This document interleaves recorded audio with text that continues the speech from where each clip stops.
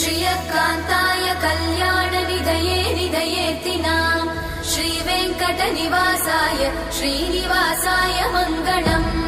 लक्ष्मी सविभ्रमालोकसुभ्रूविभ्रमचक्षुषे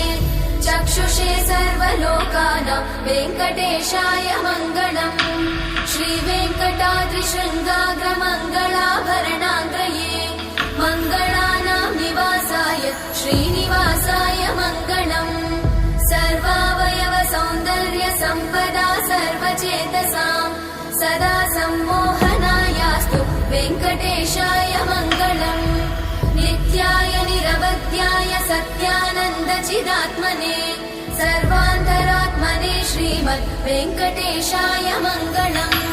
स्वतः सर्वविदे सर्वशक्तये सर्वशेषिने सुलभाय सुशीलाय वेङ्कटेशाय मङ्गलम्।